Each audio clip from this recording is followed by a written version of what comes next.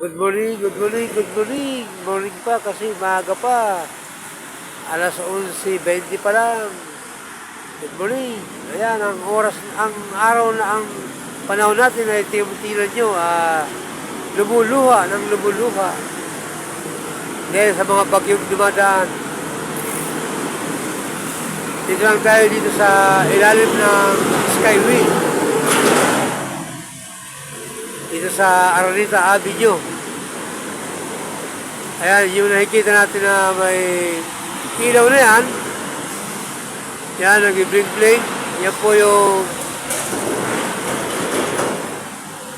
Del Monte Avenue. Yan. Del Monte Avenue. Yan po. Basang-basa. Lagi ang karsada. Kaya tayo mga motorista, ingat-ingat lang kayo dyan. Hirap na, baka tayo madisgrasya. Magbigayan tayo. Mas maganda pa rin yung nag-iingat para malayo sa disgrasya. Ayan.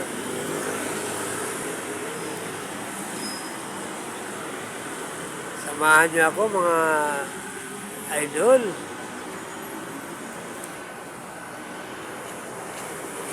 Malamig. Malamig ang panahon.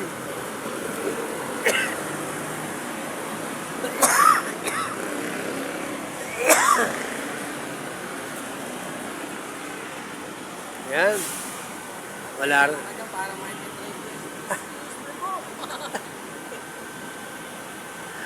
Ayan, patuloy pa rin ang daloy ng ating mga sasakyan.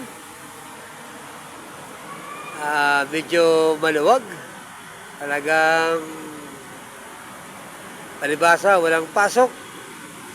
Araw ngayon ng Biyernes.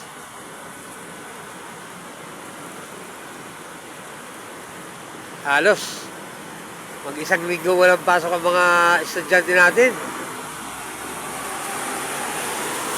Dahil sa panahon natin na masungit. Halos buong Pilipinas. Kasi doon sa Visayas, binaba din. Hanggang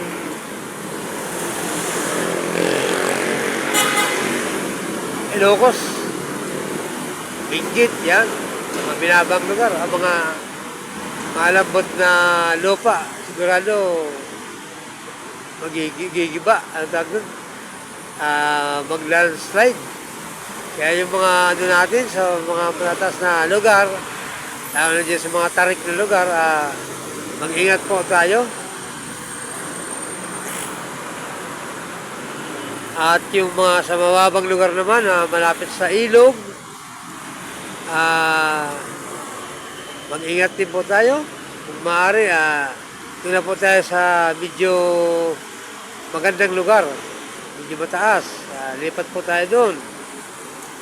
Huwag naman po tayo doon sa bundok na tarik kasi baka mamaya gubuho naman. Doon lang po tayo sa medyo mataas lang. Kung hindi naman tayo abutin ng baha. Ingat na lang po tayo mga idol. Ayan naman, umuulan na naman mga idol. Oh. Umuulan na naman. Pero mga idol, patuloy pa rin na yung ating mga kapatid na dumagat. Ano ba? Dumagat ba ito? Ayan o, lalakad o. Patuloy pa rin silang naglilimos. Yan pala mga kapatid, yung mga anong yan. Ay, badyaw pala, badyaw. Yan pala mga badyaw na yan.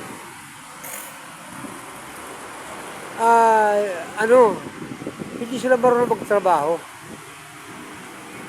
Ang alam lang nila, manghingi sa katulad natin. Ngayon, gawa lang sila ng bata.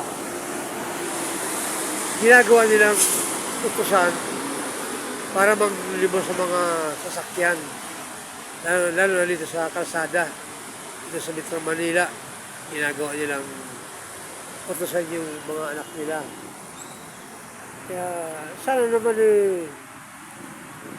mabigyan ng pansin kung ano magandang sistema dito sa mga tao ito. Kasi parami sila. Excuse me po. Parami sila. Wala naman mga pinag-aralan kasi hindi sila pinapaaral ng kanilang mga magulang. Yung mga magulang, gawa lang, tapos yung mga anak nila, inutusan ng mga higit niya sa kalsada. Katulad yan nung pinakita ko sa inyo, kahit na bumabagyo, umuulan, masamang panahon, dyan sila sa kalsada, kawawa naman. Hindi ko alam kung anong magandang sistema dito. So yun nga guys,